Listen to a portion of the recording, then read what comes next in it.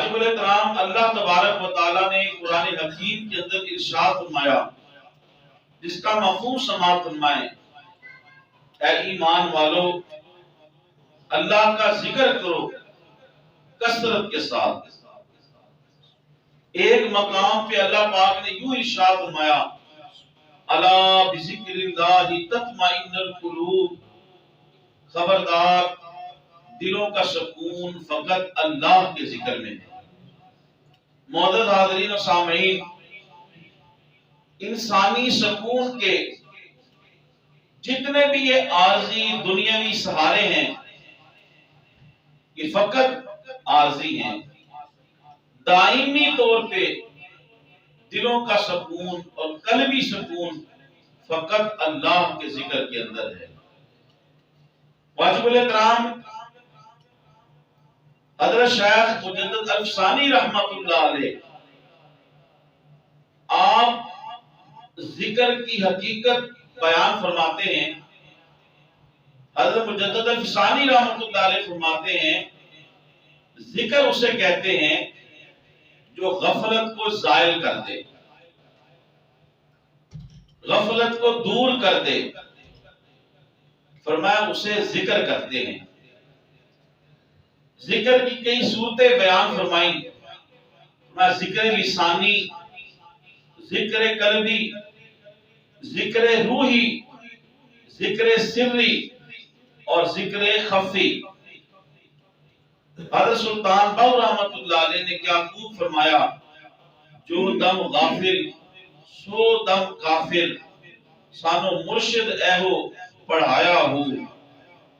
واجب الاحترام نبی کریم صلی اللہ تعالی علیہ وآلہ وسلم نے ارشاد فرمایا، شیطان انسان کے دل پہ قبضہ جما کے بیٹھ جاتا ہے۔ جب انسان اللہ کا ذکر کرتا ہے تو شیطان اس کے دل سے دور ہو جاتا ہے، بھاگ جاتا ہے۔ اور جب انسان اللہ کے ذکر سے غافل ہوتا ہے تو پھر شیطان اس کے دل کے اندر وسوسے ڈالنا شروع کر دیتا ہے۔ ان وسوسوں کی بنا کے اوپر پھر بندہ آہستہ آہستہ گناہ کی طرف جاتا ہے۔ ہم نماز کے لیے مسجد میں حاضر ہو گئے، چند لمحے تسبیح پڑھ لیں، کسی پاک مجلس میں بیٹھ گئے تو چند لمحے ہم تسبیح پڑھ لیں۔ بزرگ فرماتے ہیں ذکر یہ ہے کہ 24 گھنٹے ہر لمحہ حق کار وقت دلی یار وقت، انسان اپنے ذریعہ معاش کے اندر لگا ہوا ہے، اپنی زبان سے پھر بھی اللہ کا ذکر جاری رکھے، اور اگر زبان اس کے کاروبار کے اندر مشغول ہے تو اپنے دل اور دھیان کو اللہ کے ذکر کی طرف متوجہ رکھے۔ مومن کی نشانی یہ ہے جب وہ ایک نماز پڑھ کے جاتا ہے اس کا دل مسجد میں اٹکا رہتا ہے کہ کب دوسری نماز کا وقت ہو تو میں مسجد میں حاضر ہوں، یا پھر کب دوسری نماز کا وقت ہو تو میں مصلی پہ اپنی جبین نیاز کو اللہ کی بارگاہ میں جھکا دوں۔ تو ایک نماز سے دوسری نماز کا انتظار کرنا یہ بھی اللہ کا ذکر ہے۔ تو واجب الاحترام ذکر کا مفہوم بڑا وسیع ہے۔ انسان کسی غریب کی مدد کر دے یہ بھی اللہ کا ذکر ہے، انسان رزق حلال کمائے یہ بھی اللہ کا ذکر ہے، انسان اپنے بیوی بچوں کے حقوق ادا کرے یہ بھی اللہ کا ذکر ہے، انسان اپنے پڑوسیوں اور اپنے نیبر کے حقوق کا خیال کرے تو یہ بھی اللہ کا ذکر ہے۔ تو ذکر فقط اللہ اللہ کرنے کا نام نہیں بلکہ ذکر کا مفہوم بڑا وسیع تر ہے، اور مسلمان اگر ذکر کے مفہوم کو سمجھ آئے، جس کی چند ایک مثالیں میں نے آپ کے سامنے عرض کی، تو یقین جانیے یہ دنیا جو ہے مسلمانوں کے لیے اور انسانوں کے لیے جنت نصیب بن جائے گی۔ اس لیے کہ جب ذکر کا معنی مفہوم یہ ہے کہ انسان مکمل طور پہ اپنے آپ کو رسول پاک صلی اللہ علیہ وآلہ وسلم کی شریعت کا متبع بنا دے اور رسول پاک صلی اللہ علیہ وسلم کی شریعت کا اپنے آپ کو پابند بنا لے۔ نبی کریم صلی اللہ علیہ وسلم نے ارشاد فرمایا جب اللہ کا ذکر کرنے والے کسی جگہ جمع ہوتے ہیں اللہ کا ذکر کرتے ہیں تو اللہ کے فرشتوں کی ایک جماعت ایسی ہے جو ذکر کرنے والوں کو ڈھونڈتی ہے اور جب انہیں ذکر کے حلقے ذکر کی مجالس مل جاتی ہیں تو وہ فرشتوں کی جماعت اس ذکر کی مجلس میں آ کے بیٹھ جاتی ہیں اور دوسروں کو بھی بلا لیتی ہیں جو فرشتے ذکر کی مجلسوں کو ڈھونڈ رہے ہوتے ہیں وہ کہتے ہیں آ جاؤ ہم جس چیز کی تلاش میں نکلے تھے ہمیں وہ مل گئی ہے تو فرشتے بھی ذکر کرنے والے کی مجلس کے ساتھ ان کے ہم نشین ہو جاتے ہیں ان کے ساتھ سٹنگ کرتے ہیں جب ذکر کی محفل ختم ہو جاتی ہے فرشتے اللہ کی بارگاہ میں حاضر ہوتے ہیں اللہ تبارک و تعالیٰ سب کچھ جانتے ہوئے بھی پھر بھی پوچھتا ہے یہ انداز محبت ہے اے میرے فرشتوں بتاؤ میرے بندے کیا کر رہے تھے جیسے کسی کو محبت ہو کسی سے تو بندہ اس کے گھر سے ہو کے آئے تو کہ جی آپ کو سلام کہہ رہے تھے وہ لیکن جسے خاص محبت ہوتی ہے وہ خود پوچھتا ہے تو یہ اور کیا کہہ رہے تھے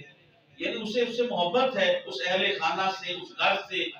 تو یوں ہی مثال بلا تفصیل اللہ کو اپنے بندے سے اتنا پیار ہے اللہ جانتا ہے بندے مجلس میں کیا کر رہے تھے لیکن اللہ کو بندے سے اتنا پیار ہے اللہ بندے کے ذکر کو اور اس کے کام کو سننا چاہتا ہے اے میرے فرشتوں بتاؤ میرے بندے کیا کر رہے تھے فرشتے اس کہتے باری تعالیٰ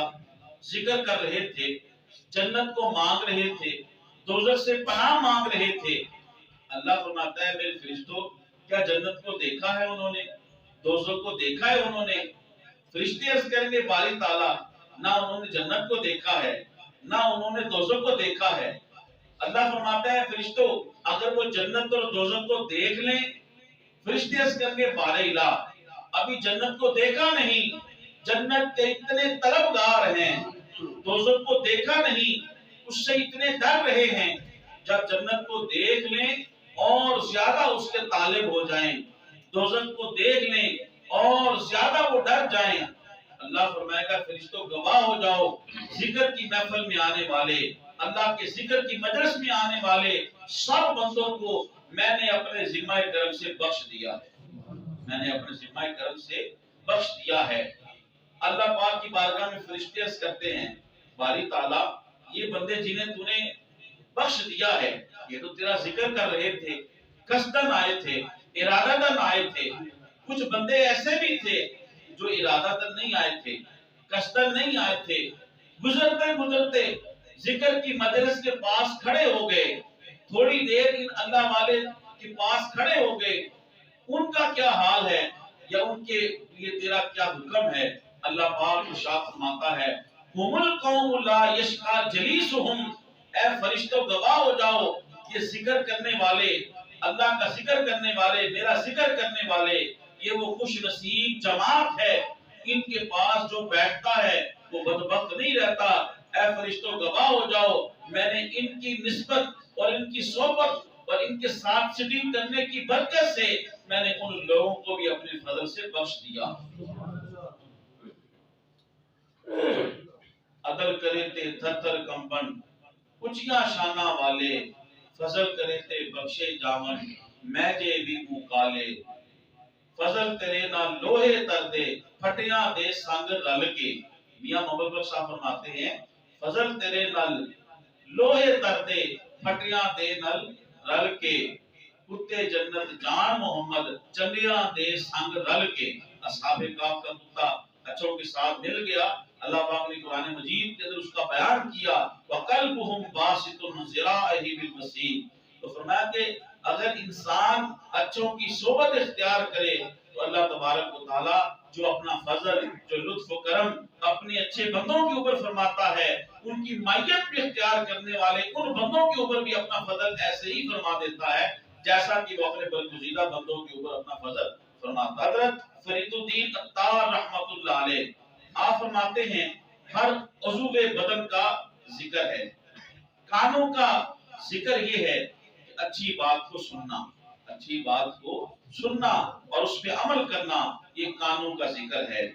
اور زبان کا ذکر اپنی زبان کو ہر وقت اللہ کی تسبیح، تحمید اور تقدیس اور تحلیل سے تر رکھنا یہ زبان کا ذکر ہے۔ پھر فرمایا کہ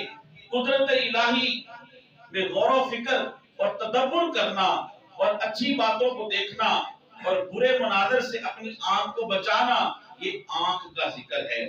دکھوں اور مصیبت زدوں کی مدد کرنا یہ ہاتھ کا ذکر ہے۔ سخاوت کرنا یہ ہاتھ کا ذکر ہے۔ زکات ادا کرنا یہ ہاتھ کا ذکر ہے۔ مسجد کی طرف اور نیک مجالس کی طرف یا کسی ضرورت مند کی ضرورت پورا کرنے کے لیے جانا، چل کے جانا، فرمایا یہ قدموں کا، پاؤں کا اور آپ کی ٹانگوں کا ذکر ہے۔ اپنے مالک کے لیے، اللہ کے لیے تڑپنا اور اس کی آرزو میں مچلنا یہ دل کا ذکر ہے۔ تو واجب الاحترام ذکر کا مفہوم بہت وسیع ہے۔ انسان اپنے تمام عضو جسمانی کو اللہ کی نافرمانی سے بچائے تو فرمایا یہ تمام جسم کا ذکر ہے۔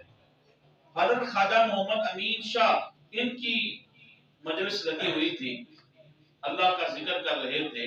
ذکر انہوں نے بیان کیا کہ جو ذکر کی مجلس میں آتے ہیں وہ بھی محروم نہیں رہتے، جو پاس سے گزرتے ہیں، جو ذکر نہیں کر رہے تھے، صرف ویسے چلتے چلتے بیٹھ گئے، وہ بھی محروم نہیں رہتے اللہ کی رحمت سے۔ ایک شخص نے کہا جو اللہ کا ذکر کر رہا ہے اسے تو برکتیں میسر آتی ہیں، لیکن جو ذکر نہیں کر رہا ویسے ہی پاس بیٹھ گیا اسے برکتیں نہیں مل سکتی۔ وہ گرمی کا موسم تھا، بزرگ فرماتے ہیں کچھ دیر کے بعد اپنے خادم کو کہ پکھا لاؤ ہاتھ سے چلنے والا، تو فرمایا کہ وہ پکھی لائی گئی اور اس نے جب ہوا دینا شروع کی خادم نے تو پاس بیٹھے ہوئے اسی معترض اسی شخص کو بھی ہوا آنا شروع ہو گئی، تو فرمایا یہ ہوا تو مجھے دے رہا ہے لیکن تمہیں بھی ساتھ مل رہی ہے، جیسے اس ہوا سے میرے پاس بیٹھے ہوئے تم محروم نہیں ہو رہے تو یہ میں دنیا کا ایک آدمی ہوں، تو جب مجھے ہوا مل رہی ہے میں اتنا بدبخت اور اتنا کنجوس نہیں کہ تمہیں کہوں یہاں سے اٹھ جاؤ کہ میری ہوا تمہیں نہ لگے۔ تو وہ جو سخی ہے سب سے زیادہ اللہ عطا کرنے والا ہے، وہ کیسے اتنا بخل کرے گا کہ جب ایک مقبول بندے کو عطا کرے، اپنے ایک مقبول بندے کی طرف نظر رحمت کرے اور اس کے پاس بیٹھے ہوئے ایسے شخص کو جو عمل میں اس سے کم تر ہے اسے نہ نوازے، یہ اللہ کی رحمت گوارا نہیں کرتی۔ حدیث پاک کے اندر آتا ہے بندہ جب اس کی بارگاہ میں، اللہ کی بارگاہ میں ہاتھ بلند کرتا ہے دعا مانگنے کے لیے تو اللہ تبارک و تعالیٰ کو حیا آتی ہے کہ وہ کسی بندے کے ہاتھوں کو واپس خالی لٹائے، تو دعا کبھی رد نہیں ہوتی۔ ہاں یہ اللہ کی حکمتیں ہیں، کبھی اس بندے کے حق میں بہتر ہوتا ہے تو اسی وقت اس کا ثمرہ اور نتیجہ ظاہر ہو جاتا ہے، اور کبھی دیر سے ہوتا ہے یا کبھی اللہ تعالیٰ ثواب کی صورت میں، بخشش کی صورت میں، اجر کی صورت میں اللہ آخرت میں اسے ذخیرہ کر دیتا۔ تو اللہ تبارک و تعالیٰ کبھی مانگنے والے کو محروم تمنا نہیں رکھتا۔ ہاں یہ اس کی حکمت ہے کہ جیسے بلا تفصیل والدین سے اولاد بازار میں جائیں تو ہر قسم کی چیزوں کی اولاد ڈیمانڈ کرتی ہے، لیکن والدین کو پتا ہے اس عمر میں یا اس وقت میں یہ چیز اس کو نقصان پہنچائے گی، اس کو فائدہ نہیں پہنچائے گی، تو اس کو باوجود اس کے قدرت رکھتے ہیں اس کو لے کے دے دیں، اس کی وہ تمنا کو پوری کر دیں، لیکن وہ پوری نہیں کرتے اس لیے کہ ان کے لیے پتا ہے کہ یہ ان کے لیے نقصان دہ ہے۔ یہ مثال سمجھنے کے لیے بلا تفصیل اللہ کی ذات اس سے پاک ہے، سمجھنے کے لیے مثال ہے۔ اسی طرح اللہ اپنے بندے سے 70 ماؤں سے بھی زیادہ پیار کرتا ہے، تو اسے پاک کہ ماں کی محبت کے ساتھ تشبیہ دی، تو جو 70 ماؤں سے زیادہ پیار کرنے والا ہے اسے بھی پتا ہے یہ چیز اب میرے بندے کے لیے نفع بخش ہے یا نقصان دہ ہے، تو جب وہ سمجھتا ہے کہ یہ نقصان دہ ہے اسے اس وقت کے لیے روک دیتا ہے، لیکن کبھی خالی نہیں لوٹاتا، اسے اجر اور ثواب ضرور ملتا ہے۔ آقا کریم علیہ الصلوۃ والتسلیم نے اپنے صحابہ کرام کو ارشاد فرمایا، اے میرے صحابہ جب تم جنت کی کیاریوں میں جایا کرو کچھ کھا پی لیا کرو۔ صحابہ کرام رضوان اللہ علیہ مجمعین کی مقدس جماعت نے عرض کیا یا رسول اللہ صلی اللہ علیہ وسلم دنیا میں جنت کی کیاریاں؟ حضور علیہ السلام نے ارشاد فرمایا، اے میرے صحابہ ذکر کی محفلیں، ذکر کی مجلسیں